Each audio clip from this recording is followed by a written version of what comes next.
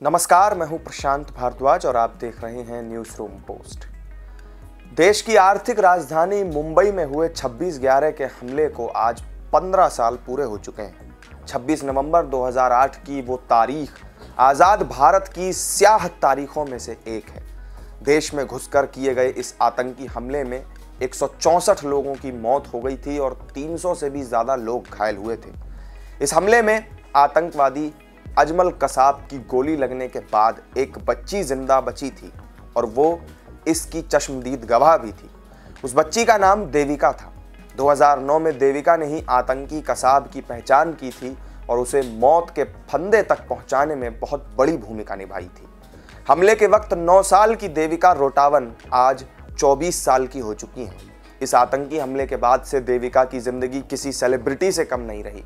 कौन बनेगा करोड़पति से लेकर के कई तरह के डांस रियलिटी शोज में भी वो आ चुकी हैं, लेकिन उनकी लाइफ कभी सुधर नहीं पाई। 26/11 हमले के 15 साल गुजर जाने के बाद 24 साल की देविका ने क्या क्या झेला, इसकी दास्तान उन्होंने खुद सुनाते हुए कहा कि मुझे 26/11 को याद करने के लिए किसी सालगिरह की ज़रूरत नहीं है। उस वक्त मेरी उम्र 9 से 10 साल ही रही होगी जब 2009 में कोर्ट में सुनवाई के दौरान मैंने कसाब को पहचान लिया था। कसाब ने तब एक नज़र में मुझे देखा और फिर नज़रें उसने नीचे झुका ली थी। इंसाफ तो मिला, लेकिन मेरी लाइफ इतनी आसान नहीं थी।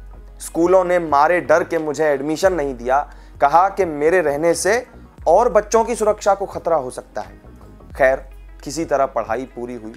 हाँ, ये ज़रूर था कि कई संस्थाओं और सरकार की तरफ से आर्थिक मदद मुझे मिली, जिसकी वजह से मैं अपनी पढ़ाई पूरी कर पाई, क्योंकि मेरे पिता की इनकम उतनी नहीं है। हमले के बाद से मेरी दुकान भी बंद हो गई थी। देविका बताती हैं कि 26 नवंबर 2008 के दिन मैं अपने पिता और भाई के साथ ट्रेन में चढ़ने के लिए मुंबई के सबसे व्यस्त रेलवे स्टेशन पर इंतज़ार कर रही थी। तभी उसके दाहिने पैर में गोली लग गई और उस वक्त मैं बहुत छोटी थी और बेहोश हो गई।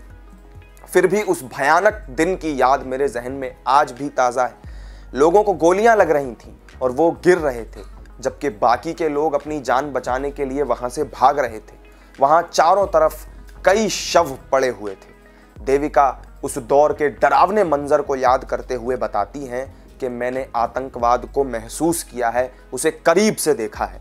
कसाब की गोली लगने के बाद मुझे 6 सर्जरी देखनी पड़ी और करीब 65 दिन अस्पताल में गुजारने के बाद मैं अपने घर जा पाई। मैं आतंकवाद को ख़त्म करने के लिए IPS अधिकारी बनना चाहती हूँ। फिलहाल मेरी ज़रूरत खुद और अपने परिवार को पालने की है। मैं अभी अपने परिवार का भरण पोषण करने के लिए एक नौकरी की तलाश कर रही हूँ। देविका इस वक्त बांद्रा के चेतना कॉलेज में बैचलर ऑफ आर्ट्स के अंतिम वर्ष की पढ़ाई कर रही हैं। पिता बूढ़े हो चुके हैं और कमाई का जरिया फिलहाल घर में कुछ भी नहीं है, इसलिए देविका इस वक्त नौकरी की तलाश में है। वो कहती हैं कि मुझसे बहुत सारे वादे किए गए, लेकिन आखिर में किसी व्यक्ति को खुद ही तो अपना ख्याल रखना पड़ता है। लोग बहुत बड़ी बड़ी बात आपसे करते हैं, लोग आप पर उंगलियां भी उठाते हैं, लेकिन फिर भी वो ये नहीं जानते कि इतने सालों में मेरी ज़िंदगी किस संघर्ष से गुजरी है। देविका ने 2006 में लंबी बीमारी के कारण अपनी मां को खो दिया था और उनके पिता 26/11 हमले से पहले ड्राई फ्रूट्स बेचने का काम किया करते थे। हालांकि जब वो देविका के इलाज के लिए अस्पतालों के चक्कर काट रहे थे, तब उनका कारोबार बंद हो गया। उनके 2 बड़े भाई हैं, एक अपने परिवार के साथ पुणे में रहता है, जबकि दूसरा भाई दिव्यांग है।